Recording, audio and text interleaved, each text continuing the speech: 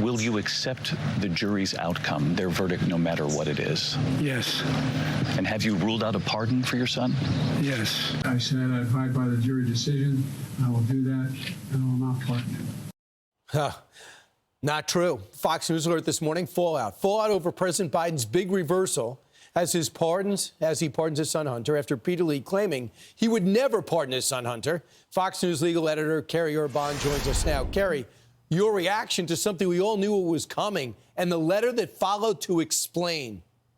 Yeah, we knew this was coming. We knew that he wasn't telling the truth. We knew he was going to do it one way or the other. But I have to say, Brian, my takeaway from all of this is that this is actually fantastic, politically speaking, for Donald Trump.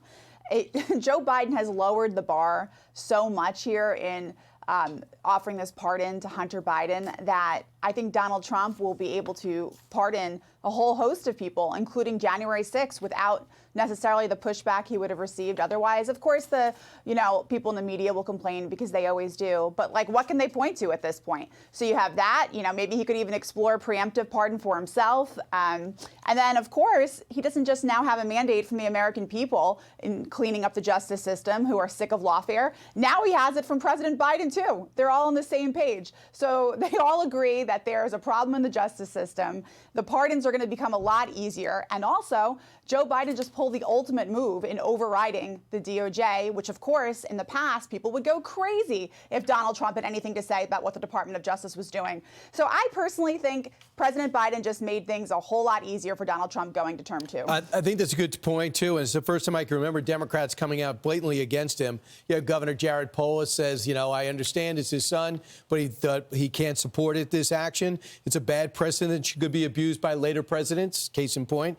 And Congressman Greg Stanton, a Democrat from Arizona. I respect Biden, but I think he got this wrong. This wasn't a politically motivated prosecution. Hunter committed felonies and was convicted by a jury of his peers. What I find stunning, and must really bother you as somebody who lives in the law world, is that he says, I trust the justice system, the justice system, but not now, not here, but right. I still trust it. Also, he lied on something so right. I thought over the weekend I decided to make the decision. Why wait?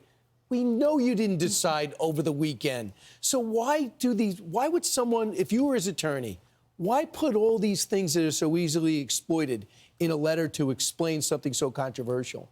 Because I don't think he cares. He's trying to have it both ways on his way out. What does he have to lose at this point? Nothing.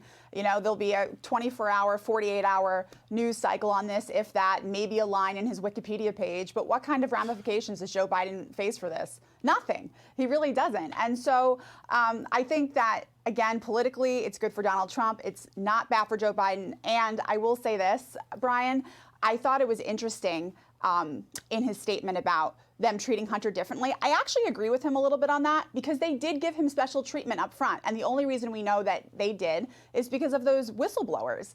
And then when the political pressure was so intense as to what they had done, and then we saw it all fall apart in court, that's when they changed. So they made a deal with Hunter they never should have made in the first place. So that was bad. That's special treatment. But then they pulled the deal, which, by the way, is also not fair once you've done something like that. So they messed up this entire case. He's not wrong in that he was treated differently. I just have a little bit of a different perspective on how differently he was treated. Right. This is just real quick on the plea deal. He said they had a carefully negotiated plea deal agreed to by the department and unraveled in the courtroom. It unraveled in the courtroom because the judge said, I've never seen anything quite like this. Can you explain it? And both sides go, no. So let's start again. Right. But I think that's a point of truth in this statement. I think that Hunter Biden and his lawyers were genuinely surprised. I think that DOJ had worked out this plea deal of a lifetime, was hoping it would go away, was giving him the special treatment, and then they got caught, they were exposed, and then they leaned in really heavily. So that's what happened there. Kerri, I know there's so much more we could talk about, but I appreciate you putting their perspective. And the one person smiling lives at Mar-a-Lago.